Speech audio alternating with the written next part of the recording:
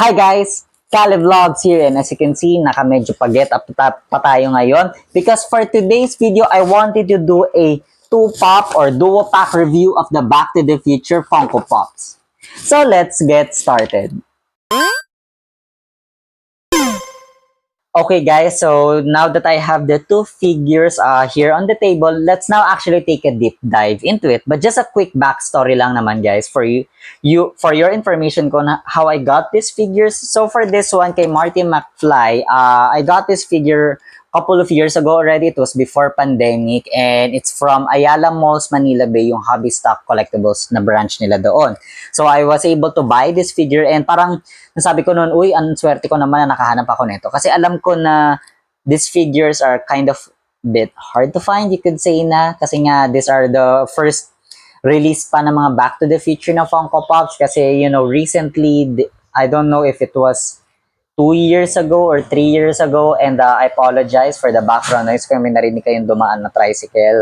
Sorry for that. Anyways, going back, ayun nga, medyo hirap na sila hanapin, and again nga, there was a newly released na Back to the Future na Funko Pops na sets, and there's like a bunch of them, and unfortunately I don't have any in my collection, and I just have these two. So ayan, this is from Hobby Stock Collectibles, couple of years back before pandemic. And then ito naman, it's one of my recent purchases and for this year. And if you haven't watched yung video ko that I uploaded recently, yung mga Funko Pops that I bought during the month of November, ito yun, nandun siya sa video na yun. Kasi I know it's a very long video guys, but if you were able to watch all through it, then you would know na ito yung isa sa mga nabili ko doon among the many other things that I bought. So if you haven't watch that video though, go watch it guys kasi may kita nyo gano'ng karami yung mga nakuha ko doon, anong mga figures, and then there's like a couple of backstory and everything, kaya nga umabot ng halos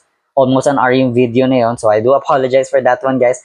But anyway, sorry, I digress at humaba tayo. Let's now actually take a look into the figures itself. Pero before we take them out of the box, let's first actually take a look at the designs na meron sa boxes nila itself. So let's start with Marty McFly. So for this one, you know, it's a basic design, and as you can see, ito pa yung old version ng design pa nung mga Funko Pops doon sa box, and then you have here the lightning, yung fire nang magagaling doon sa gulong kasi na nag-travel back na with the clock and everything.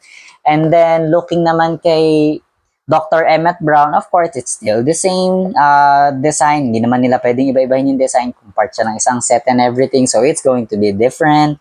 So, you know, I like it naman that the touch that they gave is, you know, has the resemblance ng ano yung posters from the movie. And ito kasi nire-refer ko mostly talaga. It's the clock design kasi nga the clock there dun sa town hall, you know, played a significant architectural design or element in the movie all throughout the trilogy.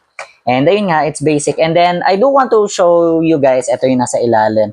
So as you can see, this was one, you could say not recent, ito yung mga past 2015 na design sa ilalim kasi medyo bago na yun. Kasi yung original na ito, mas luma yung text elements and everything, yung content below. Pati yung logo kasi nung apologize for the noise. Minsan talaga sinasadya ng mga motorsiklo na dito bumibirit ng motor nila. So, I really apologize for that one. Baka siguro at some point maghanap na ako ng different area where I can do my videos. And I'm looking forward nga actually sa room na ako magdudo ng vlogs para at least mas na-appreciate nyo, nakikita nyo yung mga other Funko Pops in my collection, not just this plain na curtain na nagsaslide. And sorry, medyo tumataas-taas. So, dahil nga mahangin na dahil it's already nearing Christmas season, so si Amihan is already in the Philippines kaya lumalamig na. Anyways, going back, sorry napalayo tayo. Please do not mind this na lang. Let's just focus on the figures that I'm reviewing. So ayan, So dami ko nang sinabi na wala tuloy ako kung some part na. Anyways, ayun. Yung designs pinag-usapan natin sa box. But now, let's actually take both figures out of the box and let's actually start with Marty first. So as you can see, this is the most basic na Marty McFly na no, not basic na Marty McFly, but rather yung basic niya na pose kasi ito nga yung mga standard na pose ng Funko Pops. But you can see naman na he's wearing the watch. He has like yung headphones niya nakasabit sa neck niya. Then he has the red vest and everything. Yung checkered polo niya.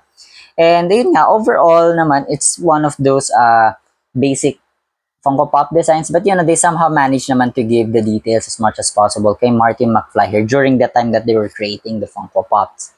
And then here naman kay Dr. Emmett Brown, it also has that kind of basic look. But again, nagulat nga ako kasi ang taba ng legs niya. So I don't know if this is part of the costume design kasi yung suot niya dun sa movie. Then you can see him holding the huge remote control. Kasi nga in the movie, when Dr. Brown was like testing whether or not the car worked, so he had to like use a remote control kasi nakay niya si Einstein dun sa car, and then they like traveled there dun sa Twin Pines Mall to test it nga and everything. And nandun si Marty sa part na nung scene na yun kasi tinawag siya para ipakita yung time machine car na ginawa ni Dr. Brown. But anyways, overall, it's just a very quick review for these two items here.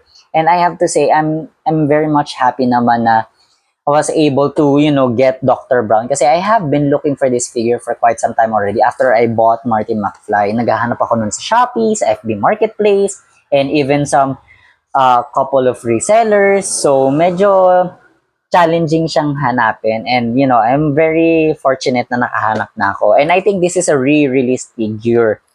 And it's not, I think, it is a re-released figure nga.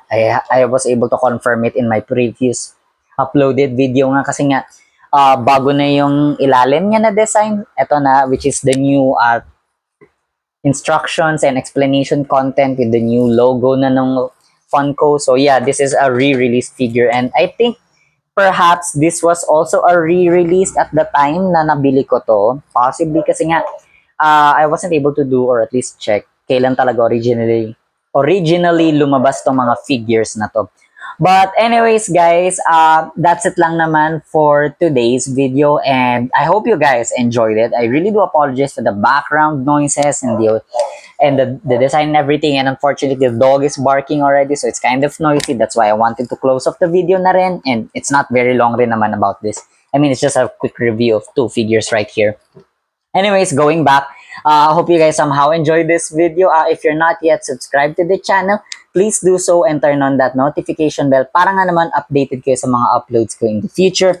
Like the video if of course you've liked the video, and comment down below if I should like start collecting yung new and recently released na Back to the Future Funko Pop. So let me guys know in the comment section. And again, nagtapos na pala yung ating pag-giveaway. So yung mga napili and yung mga nanalo, so congrats to all the winners.